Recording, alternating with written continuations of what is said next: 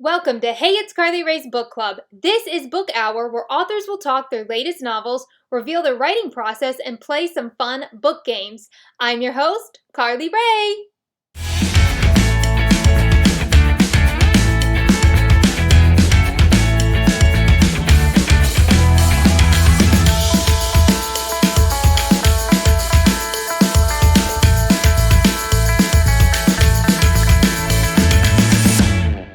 Today, we have owner of Angelella Editorial, Kate Angelella. We're going to be talking about the editorial process, what types of editing there are, if editing is necessary when writing a novel, as well as if Kate will ever write a book herself. We'll dive in right after this.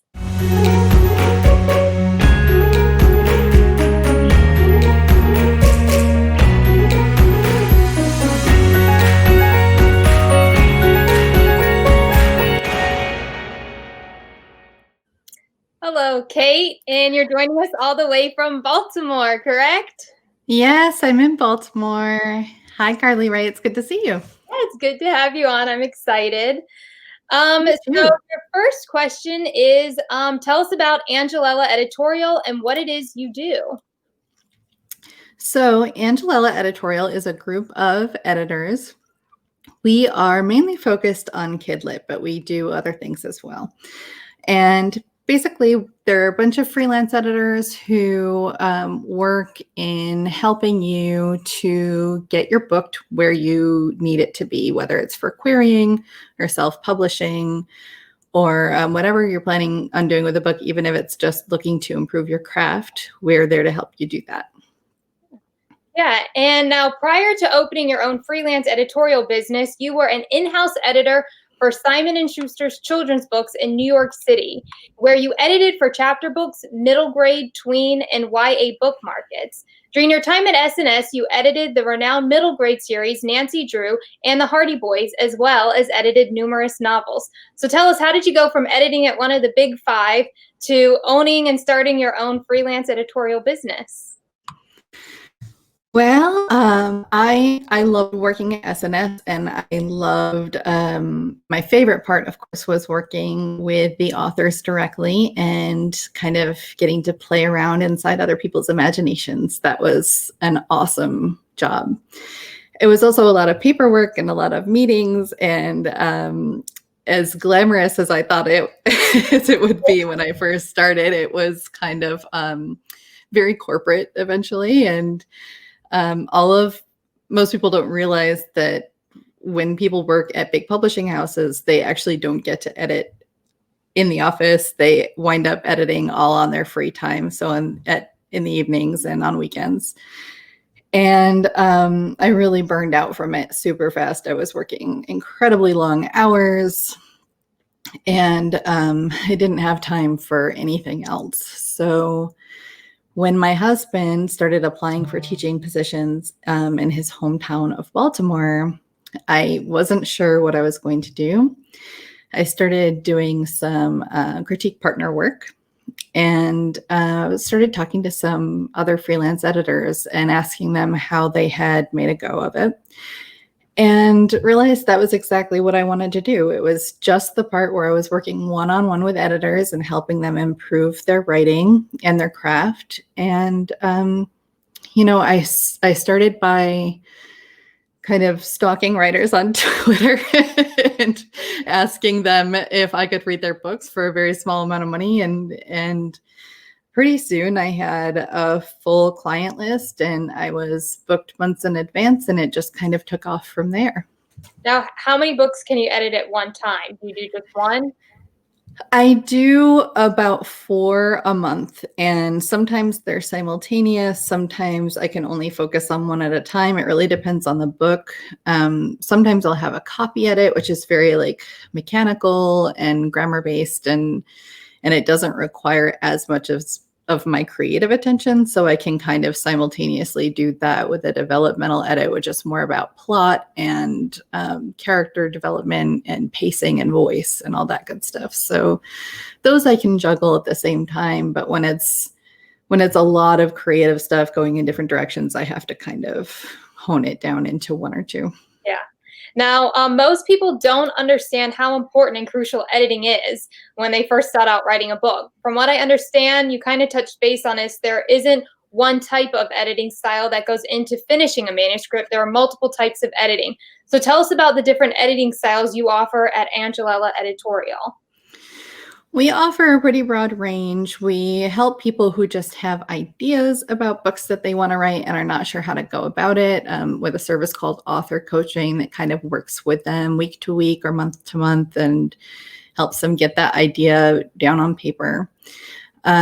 We also do our most popular services are developmental edits, which are really going in depth on a manuscript, looking at how the characters are developed, how the pacing is developed, how the voice comes out, and how the plot and structure are done. And basically with that, we go through manuscripts, we make comments in the margins, and then we write a letter at the end and kind of evaluate how everything came out and what improvements need to be made and why, and point out all the strengths of the manuscript. So that's a developmental edit. We also do more technical things like line editing, where we kind of focus on the cadence and flow of a sentence, word choice, line level things. It's still a little more creative, whereas copy editing is all really mechanics and grammar and punctuation and usage and stuff like that.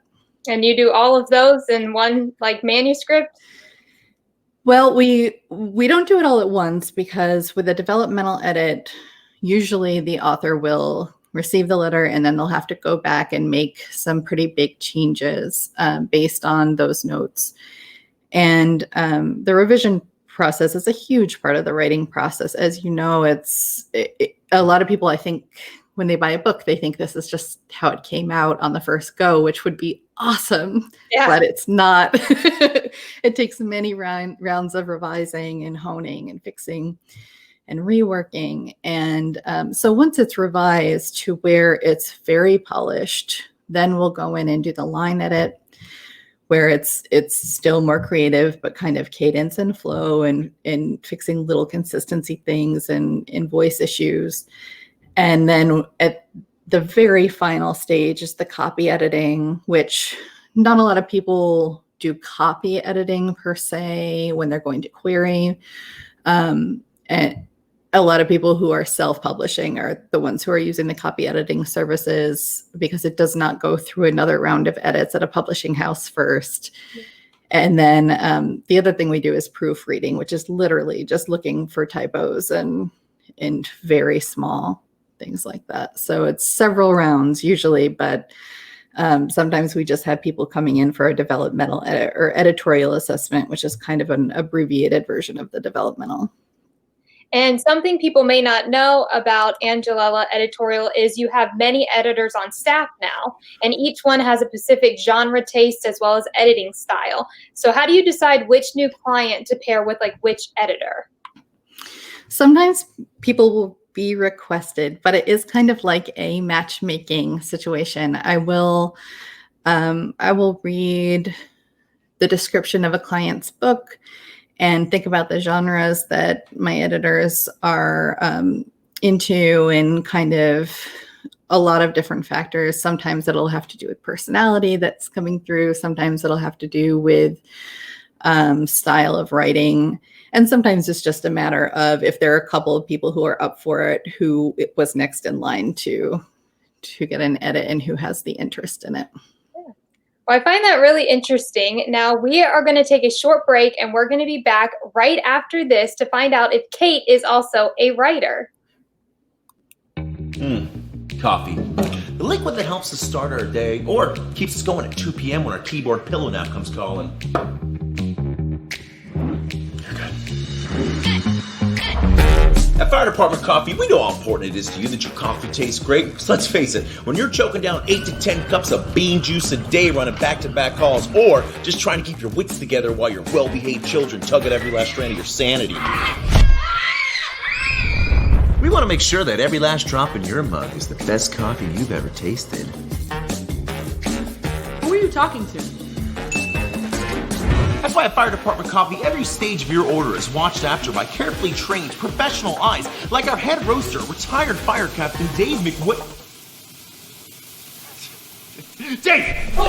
From our R&D department that's always striving to make sure that your next cup of Fire Department coffee is the perfect balance of wonderful taste and the caffeinated motivation that you need to get through your day. There has got to be a better way of testing this. Probably.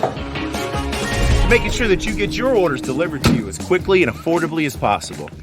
Hey, Doris, you know you're the only lady I hand deliver to. Oh, thank you, Jason. I was wondering if you could help me. I think my cat is stuck in the attic again. Are you sure he's up here, Doris? It's really hot. I can't see anything. Oh, I'm sure he's still up there. Why don't you take off your shirt? You wouldn't want to overheat. I'm not falling again for that, Doris. And at the end of the day, we're just thankful that we get to follow our passion of making high-quality coffee for thousands of hardworking people all across the world. So thank you for your support, and we look forward to making each and every one of your days better, one cup of coffee at a time. Cut. Woo! Good job, guys. Very nice. Smooth. A lady named Doris just ordered a couple bags of coffee and asked for it to be delivered by her steamy ginger firefighter. Oh, that lady is relentless.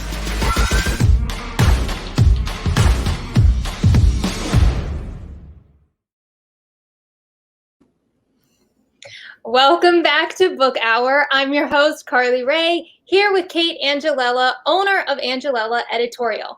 Now, Kate, I imagine being an editor, you have to have a special eye to read and edit manuscripts. How do you see past the mistakes of a first draft when you first get it from a client and have the vision to get their manuscript where it needs to be in the end? It's funny. I think that the number one feedback that I wind up hearing from my clients is when they get my notes and they get my letter and they see the feedback I'm giving them, they say, that's exactly what I wanted to do, but I wasn't sure how to go about it. Or for me, it's always been kind of like a jigsaw puzzle. Like reading the manuscript is putting the corner pieces in, especially in a rough draft. And I can kind of start to see the picture come together in my mind and where it's meant to be. The trick with editing is that I always want to make sure that it's the writer who's leading the charge on their own novel. I don't want to be overly prescriptive. So I can point out the things that I think should change or the things that need work, but I don't want to, and I want to offer solutions, but I don't want to say, this is exactly what you should do because this is your book. You should do it the way you want to do it. Yeah. So when I'm reading, just having had a background in writing as a craft and having studied books and been a reader my whole life, that's really what informs seeing past the mistakes or when books start to go in the wrong direction and kind of knowing how in my head it wants to look and communicating that to the author. And it's really the phone call at the end of a project that I think is the best part, because I can see that something is not quite going right and I can point out that it's not going right in why I feel that way and what needs to happen in my mind. But when I'm talking to an author directly, they can communicate, well, this was my intention. This is why it was that way. This is my intention. And then together we can kind of brainstorm how to make it all fit in a way that is engaging to the reader. So that's usually my process. Yeah. Now, from what I understand, you not only are a business owner and editor, you're also a writer. So tell us about your manuscript. Well, I just started querying right in the middle of the pandemic. So that was totally the wrong time to be doing that. But I'm querying, and I'm querying my first completed original novel. I have been a ghostwriter for years. I have definitely written some of the Nancy Drew and Hardy Boys books that I used to edit, so that's been fun. But I do have a YA fantasy manuscript that I have been working on the past couple of years, which is a dark retelling of Snow White set in against a backdrop of Romanian mythology. So that's That's what I wrote, and I'm querying with that. I kind of took a step away from it after everything kind of exploded in 2020, though. I'm leaning away from it and just kind of throwing myself into another project. But it's been an education to be on the other side of things for once. Now, do you find it difficult writing a novel and editing other writers like at the same time? Do you edit your own work? Yes, being an editor is hard only because I have to turn my inner editor off when I write, or else I'll never finish anything. That has been, it's really hard. I mean, even when I'm watching TV with my husband at night, I'm editing the script and he's like, can you turn that off, please? I don't need you to edit the movie or the TV show for me. I'm done working for the day. But I've also, I think the number one thing that makes it difficult is time, because I also have a 2-year-old at home, and it's just a matter of finding time to work and care for my child and also spend time on my own writing. So when I write, I try and just go without stopping and try my very hardest not to self-edit, or else I'll never finish anything. Yeah, I can imagine. Now, you did mention you're in the quarrying stage right now with your manuscript. Any advice to other aspiring authors in your position right now that are currently quarrying? How do you get through the dreaded wait or the dreaded rejection? I always recommend starting a new project. I think it is the best way to get distance from the manuscript that you're querying and take it less personally when you get a rejection, because it's inevitably you will get a rejection. Yeah. And it can be a really disheartening process. So I think starting a new novel, focusing your efforts on that and making sure that you're not hanging all of your hopes on this one manuscript is really good for you. And I have found it extremely helpful myself. Every time I have gotten a rejection after starting my new project, it's been like, okay, whatever. I've got some distance from that project now. I'm working on something else that I really care about. So if that doesn't work out, maybe this will. Now, are you going to quarry the same people that you got rejections from with your new manuscript when you finish it? There were a couple of agents I really liked who expressed interest in seeing other projects. So I would definitely query them, or somebody who said they were really close to saying yes, that I would definitely query them again. I queried these agents for a reason. I really like the way that they do business, and I really respect them as agents. So I definitely jump on that. Yeah. Well, you guys heard Kate talk about her quarrying journey. Stay tuned, because we are going to be right back to play Would You Ever and Guess the Editor with Kate. Hey there, I'm Wes, and I'm a recovering drug addict and alcoholic. Looking back, I don't think I was that different from most who experiment with drugs and alcohol. The only difference is I never stopped. What began with a few pills here and there led me to depending upon roughly 35 Vicodin a day. My addiction rocked me to the point where I ended up living in an old warehouse. I didn't want to live anymore, but at the same time, I really didn't want to die. They say it's darkest before the dawn, and that held true in my case. In a moment of clarity, courtesy of the man upstairs, I got on the road to recovery. It was time to use this gift to help others, and Clean Cause was born. Homegrown in Austin, Texas, and armed with purpose, the Clean team has created a beverage company whereby 50% of the profits go to support individuals in recovery from alcohol and drug addiction. We're ready to rock and roll, but we're only a few. We need you. Buy any of our products and you'll be energizing recovery from alcohol and drug addiction. Shop now at cleancause.com.